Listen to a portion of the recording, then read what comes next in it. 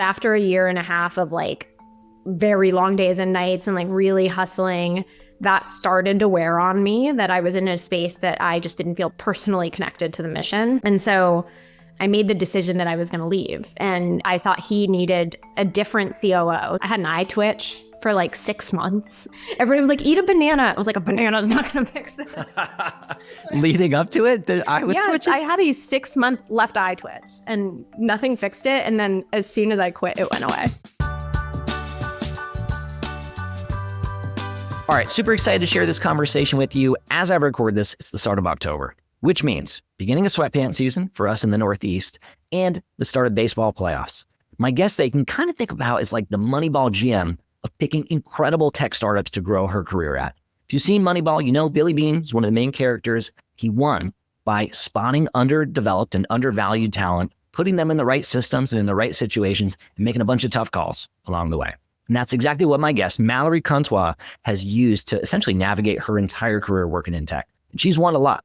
She got in early at Pinterest, early at Compass, early at Cameo. She was great at kind of finding the right moment, finding roles that played to her strengths. She knows when it's time to move on and when her skill set is no longer the right fit in that moment. And she's adjusted how she works along the way, especially after getting diagnosed with ADHD as an adult, which we got into in our conversation. Today, she's the VP of Growth at Maven, and she's the founder of Old Girls Club, which is a 2,000 plus community for women who work in tech. And she's proof that thriving in your career, it's not about being an A player everywhere. It's about finding the right system, the right fit, and the right moment. If you're new here, I'm Andrew Kaplan, and in this show, I chat with incredible marketing, product, and growth leaders to hear about some of the toughest moments in their career and unpack the lessons and learnings so we can all learn from them. It's enough from me. Let's go ahead and jump into my conversation with Mallory Cantois. The plan was that I was going to go get a PhD and become a child psychiatrist or a child psychologist. But then I was getting close to graduating, and I was like, I don't think I'm ready for 6 more years of school right now. I really felt the itch to go do stuff. And one of the main things that sort of contributed to that was I took a class my senior year about entrepreneurship. It wasn't software necessarily, but the concept of the class was that you would come up with an idea for a business, and you would work in a small group to sort of map the whole business out. And then there was a pitch competition at the end of the class. And I ended up pairing up with someone who was studying software engineering. And we designed an app called Sober Friend that you would take when you were going out drinking. We ended up in second. We did really well in the pitch competition. It was so fun.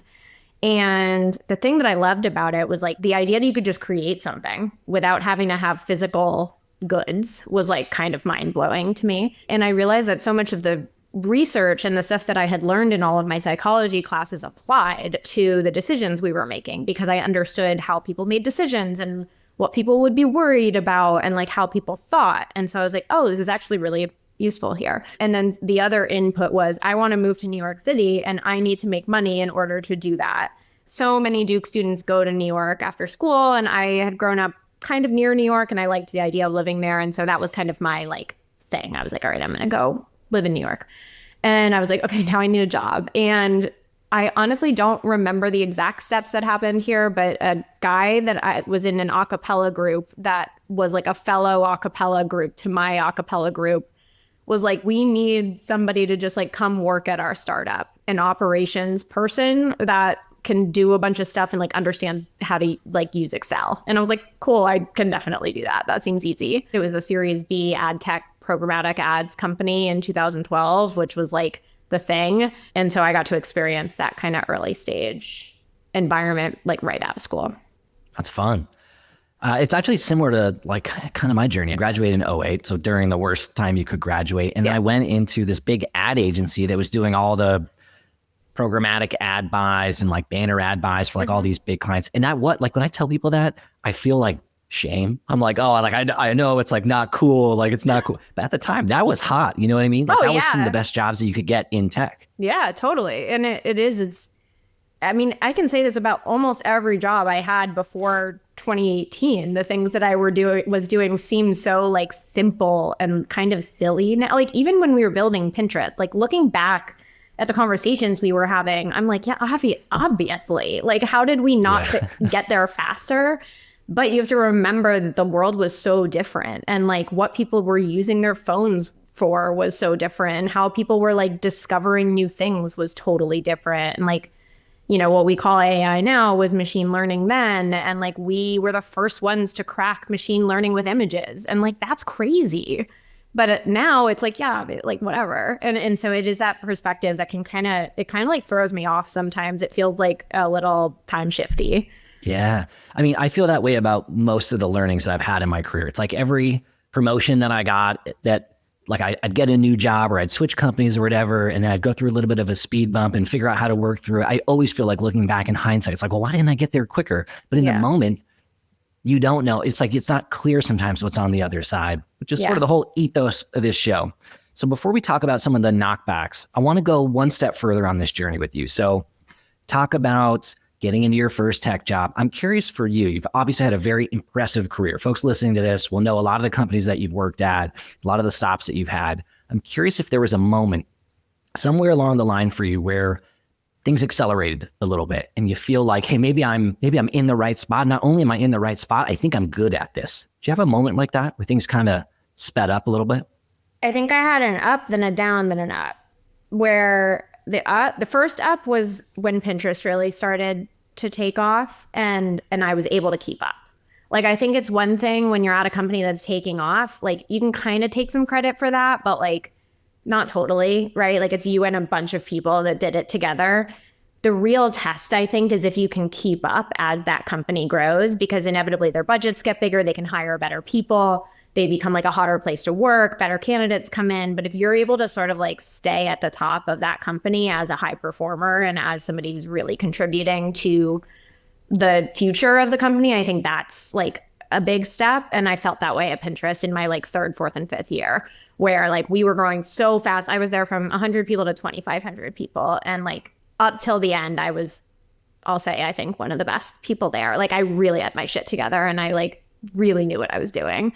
And so that was the first time that I was like, oh, I'm like really good at a lot of things. And it was interesting because that was also the time when I started to understand that I was a generalist, where I did a bunch of different roles there. I think I probably in practice had about 15 different roles in that time. In title, I had like 4, but that's still a lot in like 4 years. But with every shift, it was like, okay, cool, Mallory's moving into this because she's really good at these things and because she's gonna move the needle and that sort of thing. So that was kind of the first accelerant. And then it got to a point where suddenly I was like, I'm not growing anymore. Like we got to the maintenance phase. Like we were like, grow. And then like, okay, like just keep it going. Like don't fuck anything up, you know? And like, once you get to the don't fuck anything up phase, I'm kind of like, what am I doing here? Because that's kind of when you need specialization, right? It's like you start hiring all these specialists who do their one thing and they get really good at it. And yeah. You start doing these tiny, tiny tweaks. And I'm like, have so much respect for that, but I just get so bored. And so that was my down, where I was like, I feel super stuck and and also I grew up at Pinterest. Like I had a few roles before I was at LinkedIn and I was at that ad tech company. But I like became an adult at Pinterest. I also went through cancer while I was at Pinterest. And so like that was my coming of age in the like tech industry and as a professional. And so when I like mentally decided I wanted to leave, or like I needed to think about leaving, but there was nothing like that was obvious to me that would be the next step after that. And so that was where I got stuck for a little bit, or I felt like I was stuck. I went to Compass and I GM'd a new market there, and like it was San Diego, and you know, went from nothing to 600 agents and kind of like GM'd that. And that was super fun, but like weird industry fit. And I like didn't feel, I never felt super like on my stride there. And then I like briefly went to a super early stage commercial real estate startup, but then COVID hit and I like just left. And that's when I went to Cameo. And then when I got to Cameo was again when I was like, oh, I'm back in like a place that I'm really good at. And so I think what I did well was I said, okay, what do Cameo and Pinterest, like what do these two experiences have in common? And how do I pull a learning from that is going to dictate what I do for the rest of my career? Because now I'm seeing a pattern of like, I wasn't good in here, but I'm really good here and here. And for me, that was like subject matter, style of work, size of company, and like relationship to the problem. I think I felt a real personal connection to the problem both companies were solving. Whereas like when I was in real estate, I was like, I understand why this is important, but like I don't feel anything about it. So anyway, I would say like that was kind of the first 8 years of my career, which then really dictated a lot of like the coming, I guess I'm like 6 or 7 years out from that section now. This episode is presented by Navattic. If you've been following me or you're a fan of this show, you know how bullish I am on the interactive demo space and how much I love the Navattic team. Done a ton of stuff with them over the years, and they just dropped a bunch of new features that are really exciting. First, they've got a new template library. You can choose from a bunch of pre-made templates that have the most common demo use cases and all of the best practices built in, help you go 0 to 1 in a few seconds. If you're not sure what to build, they also have a new AI storyboard generator. It's exactly how it sounds. You drop in a website URL or some copy or a landing page, whatever you've got, it reads the information, pulls out the key sections, and then builds a working product demo for you in a couple minutes. And after you've built your demo, you're gonna probably wanna use your data as part of your go-to-market approach. They've got a bunch of plug-and-play demo playbooks where you can send that interaction data to your CRM. You can use it to trigger alerts, all kinds of good stuff. It's actually a bunch of the things that my team built manually. It took us forever when I was in-house, so I love this. And after you've built your demo, if you need to make any adjustments, if you're displaying numbers or data as part of that, they have a new table AI feature, which helps you to clean up that data in a more conversational way and at scale in just a few seconds. They have made it so stinking easy to use your product as your marketing tool without needing an engineer or heavy design work. You can get started with all of this in their free plan. Check it out at navattic.com/value to get started. That's navattic.com/value. What's really interesting is I get to chat with folks sometimes that are in the messy middle of that. So they've worked somewhere and maybe felt like an A player or were an A player. And then they go somewhere else thinking, I'm just an A player. Everywhere I go, I'm going to be an A player. And then maybe that experience doesn't go so well, or maybe they get laid off, or the company runs out of money, or they get let go, whatever, they get leveled. Who knows what the details are, but something happens. Then they go to another place and the thing is kind of happening again. And sometimes folks will reach out to me right at that point. And they're having this identity crisis. And they're like, I actually don't know if I'm the A player or if I'm this other thing. Did you go through any of that? I don't want to project their feelings on 100%. you, but you made it through that. And so that's really interesting. What would be your advice to someone who's like right at that point where they're like questioning? I think those people are probably people that like got all A's in school and like, you've always just been like top of your class, good at what you do, like pretty like well regarded. You always felt like you were better than everybody else around you, which like I'm that way. Like I was always that way in the most like humble way possible. I don't know. Like it was just sort of a fact to me. We can get into my mental health later, but I think those people, the first time you're in, my biggest learning is that no one is an A player everywhere. Like it just doesn't exist. You can't take one person and put them into any environment and like expect them to be excellent. There is such a fit and like a Venn diagram of environment and person that is like super critical. And I think it's like easy to understand when you talk to other people about it, but when you're suddenly in the position where you thought that you were in the right middle of that Venn diagram, but you're not, there's so many things you go through, like ego stuff, you go through confusion, like what you thought was going to happen isn't happening. And that's very confusing, especially for like a top performer. Also, I think top performers tend to want to believe that they can be top performers everywhere. I certainly did. But once you go through that first version of it, I think you have to get comfortable with knowing where you're not going to be a top player and really like dive into that and own it. Like I used to think I needed to be able to tell anybody that I could do any job, right? But like now there are a lot of jobs that I would be like, I would be literally the worst at that. Like any super big company, the worst. I hate like having to fill out forms to get stuff done. Like I check out. Like I'm just bad at jobs like that. And that doesn't mean I'm not exceptional at like messy, chaotic, like creating momentum out of nothing. Like those are my superpowers. But it is an ego thing because in school, we're taught you have to be good at everything, right? You need to get straight A's. Straight A's means you're good at everything. You're good at math and science. You're good at arts. You're good at gym. You're good at, whatever. And like, show me a human that is like getting straight A's in life as an adult. It doesn't exist. So you talked about being an A student, or A students tend to have a harder time in some of these other environments. And so I'm curious for you, Has that ever made getting feedback harder? Like if you're used to always winning and then finally somebody gives you some feedback, we all have moments where we have tough feedback. Does it make it extra painful? Yeah, because well, again, you're battling yourself more than you interpret it as you're battling the other person who's giving you feedback. And a lot of times that comes out.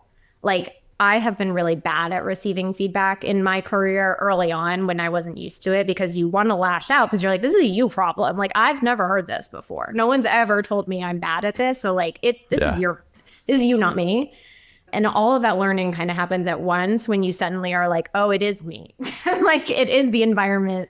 But that a lot of it just takes kind of like sitting through it and like, yeah, but it is so uncomfortable. And I would not say like the most socially graceful person. And I'm very like, say what I feel. And so there have been a lot of moments, especially earlier in my career, where if people gave me critical feedback, I would push back. I would say, well, you don't understand. Like, this is why I did these things and it was right. But I know you don't get that, but like, let me tell you why your feedback is wrong.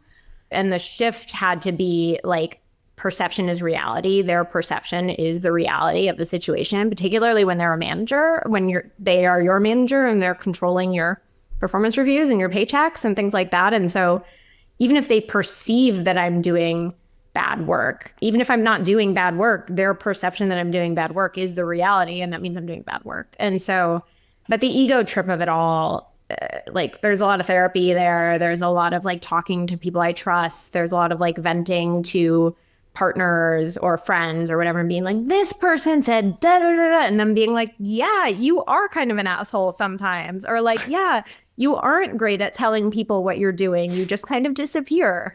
And like hearing it from them or hearing the confirmation that there was like some validity to the feedback, that was, I think, what helped me to change. So I think my advice would be, if you feel like you're getting feedback that you don't agree with, like find some people you trust to be like, hey, I got this feedback at work. Like, is this is this something that I should actually be like paying attention to? And your good friends will be like, yeah, like I could totally imagine you doing this at work because like in your relationships you do this, or like in our friendship you do this. And I think that's what helped to make it more real for me. Hey, I hope you're enjoying this episode of the show. If you are, please don't forget to hit that subscribe button on whatever platform you're listening on. The data show something like 40% of the people who listen to the show are actually subscribed. It is the best way for you to support the show, and it helps the algorithm find other listeners who are just like you. If you're feeling generous, a quick rating or review makes a huge difference as well. Thank you so much for listening and for your support. Now let's get back to this episode. What's a piece of feedback that you've had to kind of cross-reference with your group, with your peers? So this has actually been interesting, and it took me going through a lot of therapy and like getting diagnosed with ADHD as an adult to contextualize a lot of this. But like I've often gotten feedback that I come in really hot, that I can kind of bulldoze people in conversations. I cut people off. I am not always super receptive to other people's perspectives. Like that, like I've gotten all of that feedback in not that intense of a way, but like as a pattern match, like that's kind of what it is. And some of that was actually what led to my diagnosis with ADHD, because I'd be talking to my therapist about it and I'd be like, okay, I'm like getting this feedback and I kind of know that I do this, but it feels right in the moment. Like I'm thinking about it. I'm trying really hard. And then learning that was actually like such a common thing of like, because your mind is going so fast and you're preparing your next question or your answer and not actually listening, that's just a thing that happens in conversation a lot. And so being able to contextualize it and understand why I was doing it versus just getting the feedback from somebody else's perspective really helped. But I used to get really, really annoyed by that feedback. And also I would do the like, they just don't want a woman to have a strong like opinion.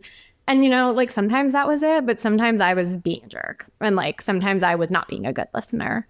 And I'm definitely not perfect still at it, but I do try to be a lot more thoughtful about it.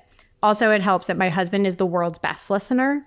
And the scale was so tipped when we met that literally I would just talk for our whole dates. And then suddenly I was like, oh, we're on date 3 and I don't know anything about you. And like that actually really helped to highlight like how I was operating. And so that has helped a lot as well.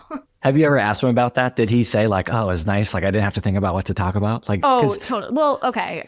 If we're going down this path, he's a consultant. And so he's an expert question asker. And so he is like, oh yeah, that was totally a strategy. Like my strategy on first dates always with anybody was always to just ask questions and like let them talk about themselves the whole time. Little did he know he had picked like the most ADHD girl who was just going to keep going.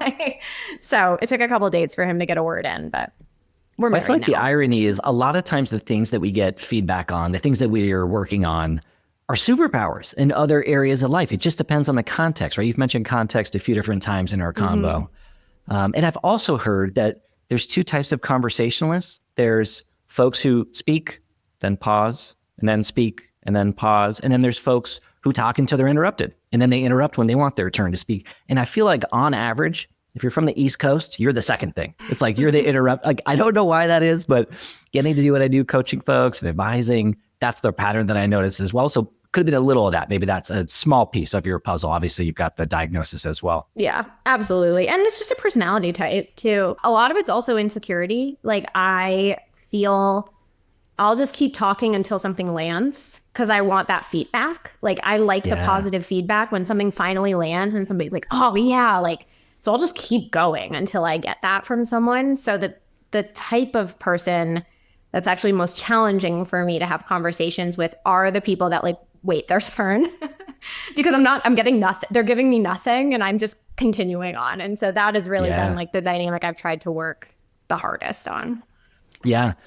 Well, and I've run into a little bit of this in my own journeys as well. Like there was a few times when I was leading meetings where there was someone in the meeting who I think was more of a wait for my moment to speak. That was sort of their default. And I remember they were so talented and I'd called on them in the meeting. I said, hey, I know that you've got a perspective here. Would you mind sharing it with us? And they pulled me aside later and they were like, please don't ever do that again. I really don't like that you did that. When I got something if you want me to participate, send through a pre-read so I can like do my thinking in advance. And it's like I stepped on something I didn't know that was in front of me, but it was really you thought you were feedback. Creating space for them. Like a lot of times you have to actually have that exchange to know. Well, just like with you, I think my heart was in a good place, but in the context, it came out wrong and actually was something that wasn't helpful.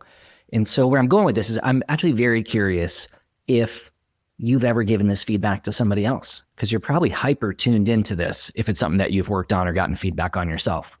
Yeah. And I mean, we all know the pattern of we tend to hire people who work in similar ways to us and, you know, communicate in similar ways to us. It's a bias that we all have. And so I've certainly had lots of people on my teams that I have hired who have similar tendencies. And one of those reasons is because I hire for like energy and passion and excitement. And I love working with people. I'd much rather them be like bulldozing me with excitement than me having to like really pull it out of them. And that's a bias that I have in hiring.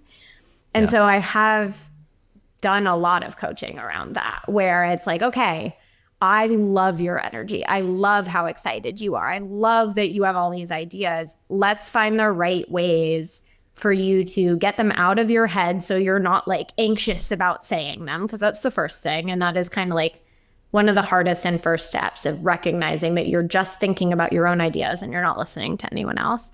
The second one is thinking about like, what is an ongoing communication strategy with your team, with your manager, with people you're working with stakeholders, whatever it is, that makes you feel like there's enough of a pulse of a conversation happening where you're not feeling like you need to like urgently tell people stuff all the time. There's kind of a underlying understanding. And then the third one is coaching on like moment-based feedback of like, hey, in this meeting or in this conversation or in this pitch or whatever it is, like, this is how what you said came across. I assume you didn't mean for it to come across that way.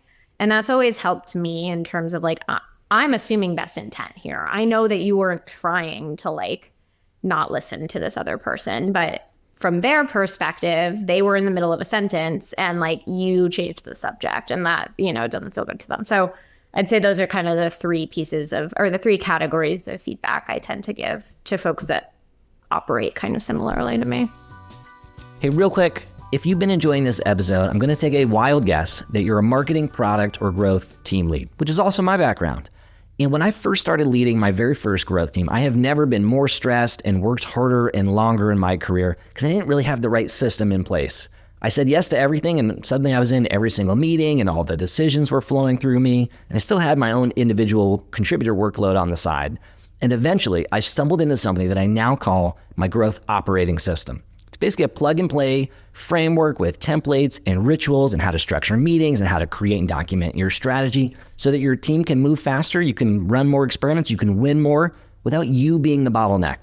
So if any of that sounds like you and you're looking for some support, check out my growth operating system at deliveringvalue.co/OS if you want to have more impact and influence without working around the clock. It's deliveringvalue.co/OS. I'd love to hear what you think. I have a follow-up question, and you can let me know if this is too personal, but I'm curious to know. So, got diagnosed with ADHD. When did you get the diagnosis, if you're comfortable to share? I was 30, so that would have been 5 years ago. Couple years ago. And do you share that with employers? Like, is that part of your README file if there was a Mallory README file? Yes. I share that with them because I do think it helps to just sort of diffuse the situation a little bit. Because I can kind of, it's like insulting yourself before somebody else can insult you, or you're like, listen, I know I'm a little wild sometimes. And so, and I even will share it during an interview process because I think that fit is so important. And like, I don't want someone to have to deal with me that like isn't going to do well with that. And so I do share the diagnosis, but more so I share some like pretty specific things that like 10x my ability to be effective at work. So one of them, which is funny that you just mentioned, is like if I'm expected to contribute to something or react to feedback, I like to read it first. And like, I like to read it in my own space and like process big feelings and everything, and then like write down my thoughts and then come and like discuss them. And it just makes me a much clearer communicator. It doesn't always happen. You can't, I think one thing to sort of double down on here is like, you're not always going to get people to work with you exactly the way you want them to work with you. But even if it's just on their mind, it's going to be closer to what works for you. I think everyone's got to bend a little bit in these things, but, performance feedback and stuff like that. Like I've always requested like, hey, can I get my packet before we talk versus you delivering it and then me immediately needing to react to it, because I'm still, when you're like, okay, what do you think? I'm still like trying to like process what I've just heard and I'm not ready to tell you what I think yet. So there are things like that. I also like if there's a big idea or strategy or something like that, like I am not a great verbal communicator. I'm a great verbal communicator if I'm prepared to verbally communicate, but on the spot, I say things and I'm like, I don't even know what that meant. Like I'm very visual in my brain and then it doesn't always come out. So like kind of trying to express those things. I love visuals. I love for somebody, if they're like, hey, I want this thing, like give me a visual of what that thing is, even if it's drawn on a napkin. I don't care. Like anything like that really helps me to know I'm seeing the same thing as you. So I try to focus more on that kind of ask couched in the context of like, hey, my brain's a little funny and like it processes things best this way. And like, I understand you can't always do this stuff for me, but like whenever you can, I super appreciate it. And I think that's beautiful. Everybody has different defaults and standards and cultural norms and communication preferences. And what I'm hearing you say, like the takeaway for me is that you're teaching other folks how you do your best work and also how they can help you do your best work, or maybe how they can, interact with your best work. In the context here, I'm sharing this because, I was coaching someone. So my work, I coach folks who have my old job. They're leading cross-functional growth teams. And there was someone I was coaching who said in our last session, hey, I've been meaning to share something with you. I found out in the last 2 years that I'm on the Asperger's spectrum. Mm-hmm. And I was like, oh, and I had no idea. Obviously, there's a spectrum. So they were on one end of the spectrum. And they were like, yeah. And, they're interviewing for new jobs. And they're like, it's something I'm very comfortable talking about. I never shared it with my current employer, but, I'm interviewing and I'm kind of debating if I should share it. What do you think? And I felt that it could be an asset to teach other people how they could do their best work and how to interact with them. But I actually felt a little uncomfortable giving the advice because it's hard to give advice on something that you haven't gone through and it's so personal. And so that's why I was really curious, selfishly, to hear your answer from a few angles. Yeah. So if there are folks out there who have anything about them that makes them unique, there are ways that they can navigate it. And I appreciate you sharing the way that you do. Yeah. And I think like the unfortunate reality is like there are managers and companies and teams and environments, and we're going back to context here, like There are certain places that are going to be like, hell yeah, like, thank you for sharing that with us. That's going to make us a better team. Like, that's awesome. We will like, everybody does this at this company. We all have README files of like how to work with us. You know, there's like those environments. And then there are the environments that are like, okay, well, like, we still expect you to work the way that we work. And while I certainly prefer one over the other, sometimes actually the forced function structure of we expect everyone to work in the exact same way here is actually a really good fit for certain people. And so it's so case by case. And I even hesitate to give recommendations to companies on how to operate, because in some structures and contexts, that's actually a great way to operate. Particularly, like, I was COO at a gaming company that was global. And so we had people across all kinds of time zones. And so there were actually a number of norms that we had to enforce in order for the company to be able to function. Like, it was a heavy writing, asynchronous culture. And like, if you were somebody who was like, I really need to get on a call to work through stuff, it like was pretty hard for you to be successful there because half people were asleep. Like, it literally was impossible. So, you know, I don't think there's a right or a wrong answer. I really think it's about everyone understanding their own needs and what the best version of that is for them. In this job market, obviously, like, it is really hard to be like, I need this exact structure and framework and context, but like, you can certainly zero in on certain versions of it or certain flavors of it and kind of advocate for yourself that way. But the interview process question is even harder because you don't know a lot of those things yet. And so you're really taking a bit of a gamble there. And yeah, it's so contextual. All right, so we're talking about a few different things that have helped you accelerate your career, maybe a few things that have, you know, been a step back in the journey kind of along the way. I'm curious to double click on another one of those, which is sometimes navigating tough conversations. I know we've talked about different types of communication today. I'm curious for you, if you're comfortable sharing maybe one of the tougher conversations that you've had to have as a leader working at these crazy early stage startups, what it was and how in the world you navigated it. Yes, this is actually one of my favorite stories because it has a very happy ending. I was the COO at a company called Metafy. CEO is Josh Fabian. He is absolutely wonderful. I joined shortly after they raised a seed in preparation for raising an A and like high growth. This was 2022. The world of like money was flying in VC. Yeah, those were good times. And we were in gaming and we were like crushing, you know, and so he brought me on to really create a lot of structure. So I was managing all the kind of unsexy stuff like HR, legal, finance, operations, customer support, marketing, like data and like growth data, business biz ops, that kind of thing. And so my job was really like come in, help create. I was sort of the bad guy. Like I came in, like really needed to get a bunch of people that were all across the globe who were super passionate about gaming and building this amazing thing to like follow process and like get our data in a place where we could go raise an A and like, you know what was going on with our business. And how many people worked at the company? I just want to contextualize. 40. It was 40 at the time. Well, cool. Sorry. When I started, it was 7.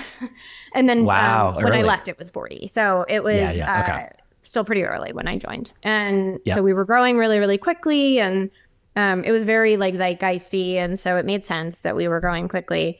And it was so fun. And Josh and I became like best friends. We loved working together. I think our personalities just worked really well together. Our strengths really complemented each other. It was a very high trust partnership in like running this company and building it.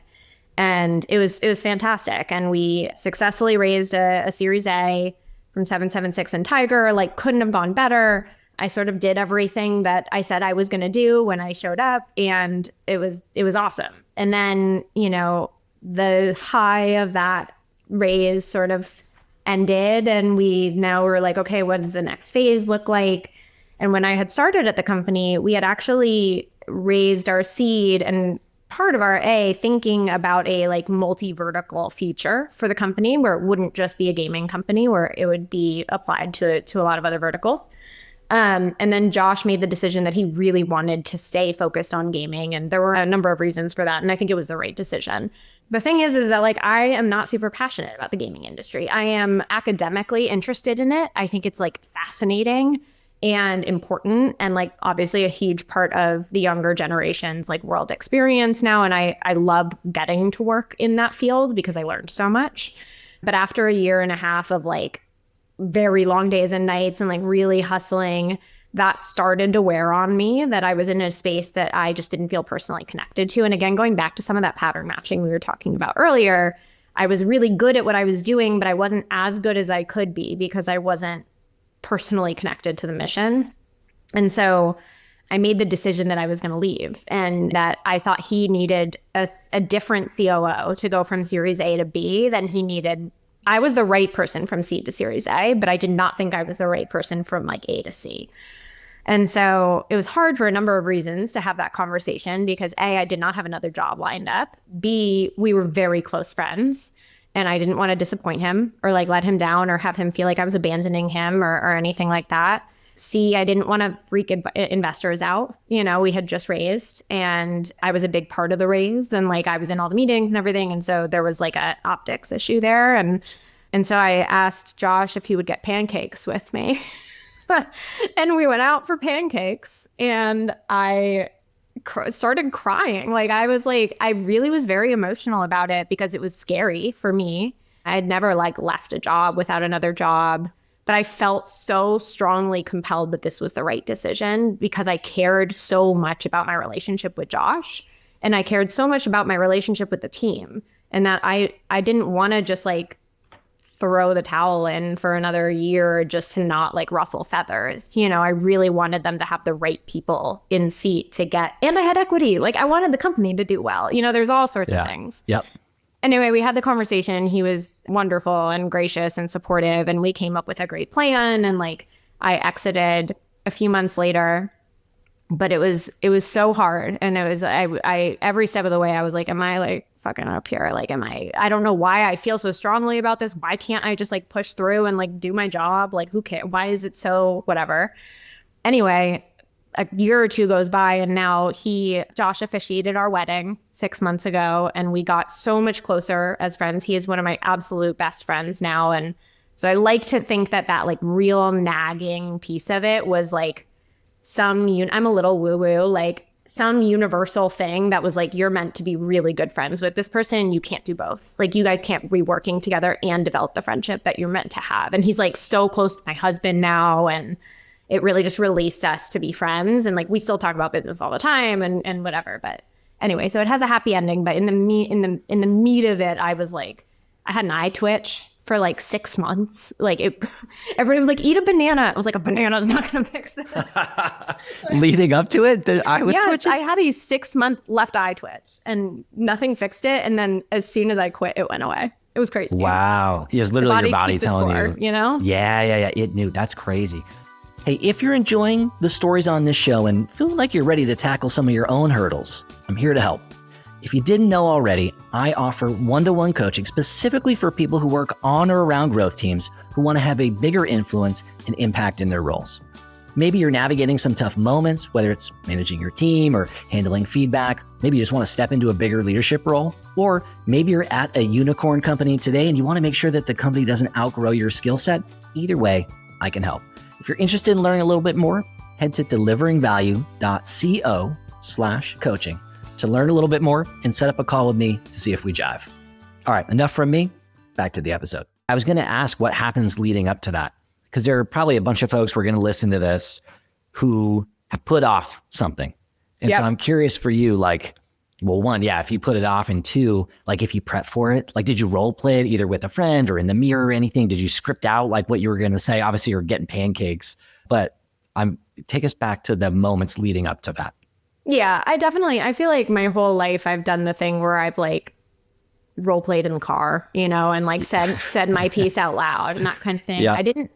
I wish I had sort of like partnered with somebody on it to feel a little bit more prepared, but also I don't know, in my brain, I was always like, a fake conversation is never going to go the same. Like, I don't know if you've watched Nathan Fielder's show, The Rehearsal. Oh my God, anybody watching should watch it and you would actually love it. But it's about like mimicking a real world situation as close as possible leading up to the situation so that you like know what's going to happen. Oh, cool. And it's fascinating, but the reality is it like work stuff or it's like people life stuff? All sorts of stuff. I don't want to spoil anything for you. Yeah. But I'm just curious. And part of me is like, maybe I should have rehearsed it with somebody, but also like, I don't know that that would have helped at all. And I think it was ultimately like the thing I would say to anybody listening is like, a lot of times those conversations don't go smoothly. Like, you're not going to nail it. Like, those conversations are hard for a reason. And like, it's okay if you cry. It's okay if you like don't get it out quite right. Like, you can always have it again. You can always have a follow-up conversation. You can always, whatever. And so I think that the filter I always put on is like, how do I get what is the single point I want to get across? What's the most important thing I want this person to walk away from this conversation with? And everything else will fill itself in. But like for me in that conversation, there were two things. One, I think my opinion is that I am not the right person for this job anymore. And two, I am telling you this because I deeply, deeply, deeply value my relationship with you and the success of this company. I needed him to know both of those things. The what and the why. And so like anything else that happened in that conversation, as long as those two things got across, was going to be fine.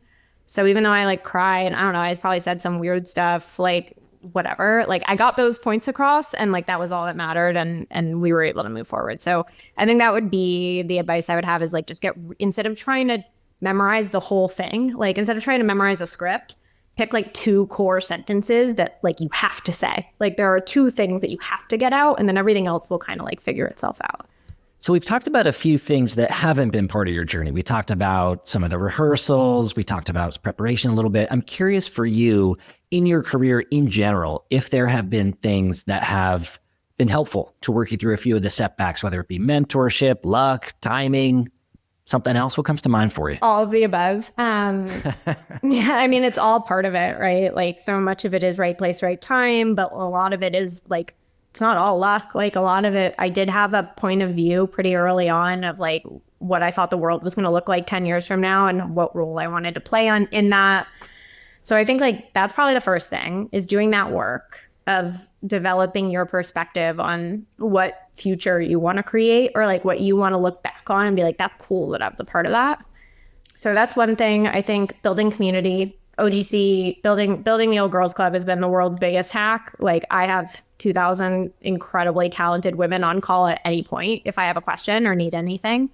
And so any version of community, even finding 20 other people that are working on similar problems to you or whatever, that's community. That like, I think people have this idea that communities have to be big and businesses and whatever. Like it's, if you have 20 people or 10 people or 5 people that you can regularly go to for support who are going to have a valuable opinion for you, like that is a huge asset in your career and like very worth investing in.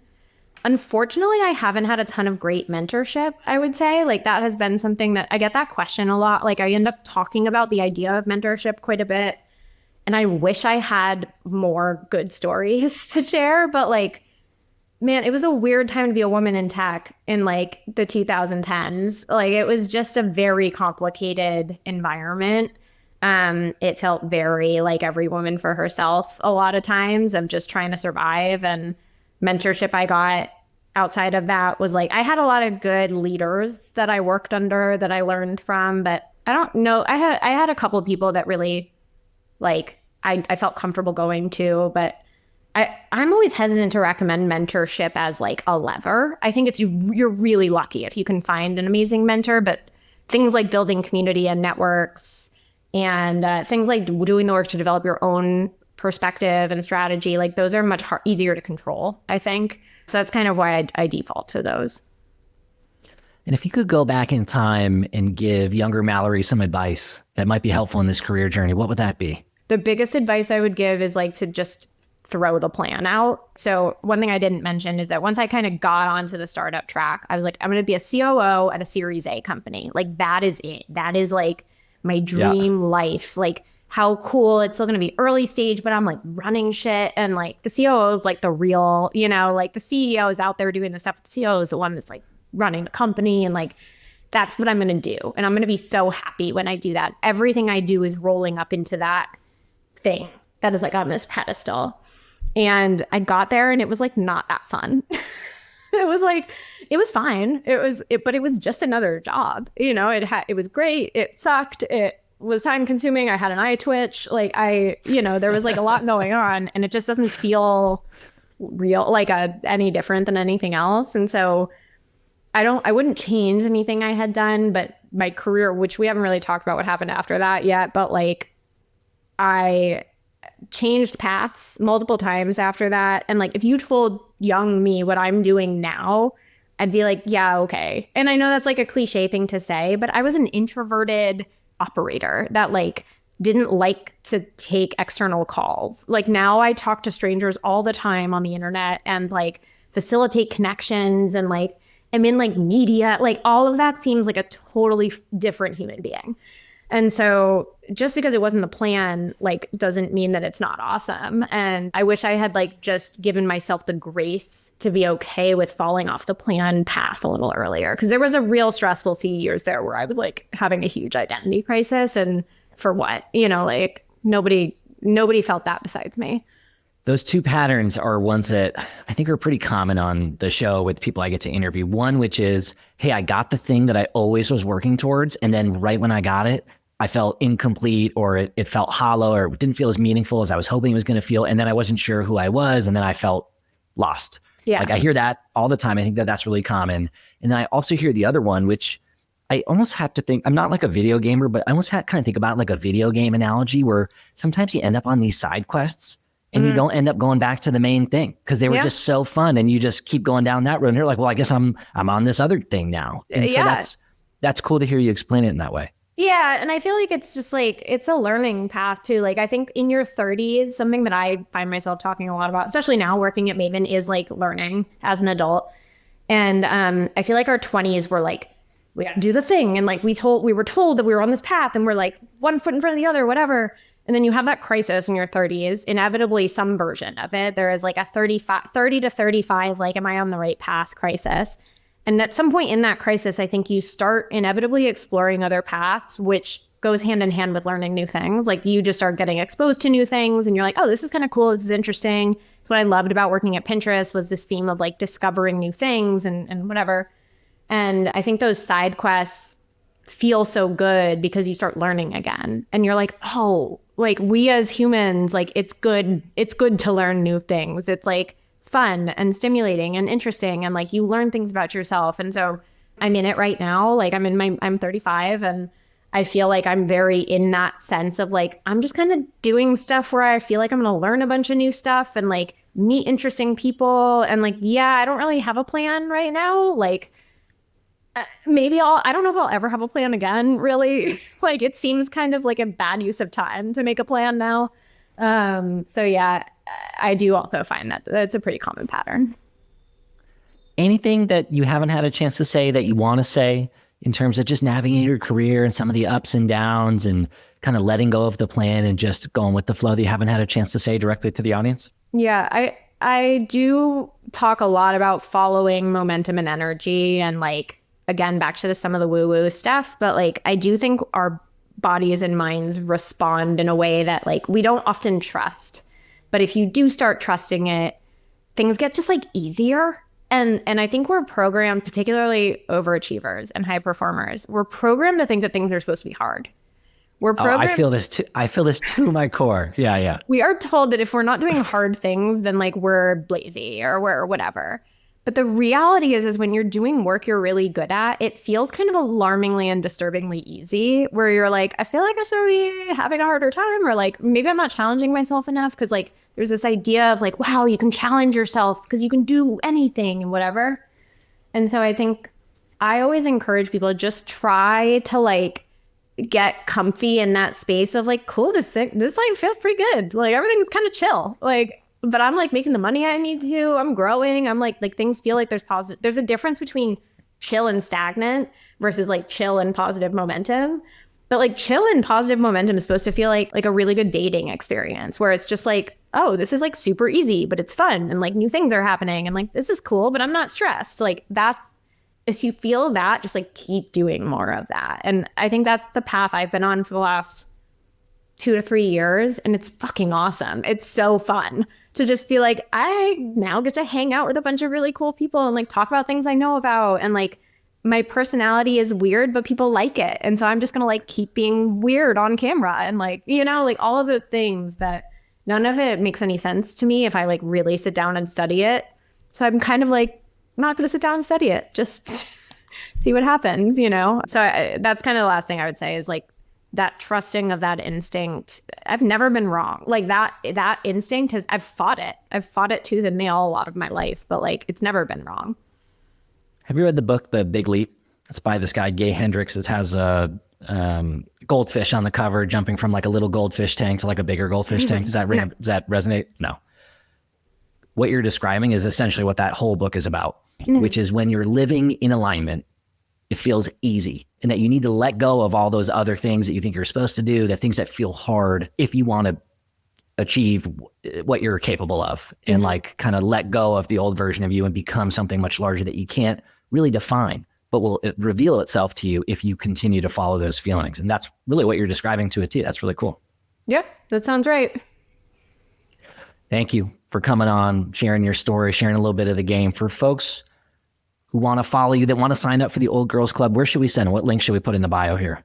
Probably my LinkedIn is like pretty all encompassing right now. jointheogc.com is for the Old Girls Club specifically, but my LinkedIn is where I kind of post about everything. And I'm going to be moving to Substack hopefully next week. So that will also be coming out. So depending on when this comes out, who's to say what link will be in the bio? We'll put links to the Substack. This will not be out next week, but it probably will be out in the next 3 weeks. So we'll put a link to there. If you're ready, you can let me know. Wonderful. Perfect. Thank you for coming on. I appreciate it. Oh my gosh, thank you for having me. I love these conversations. I really appreciate it.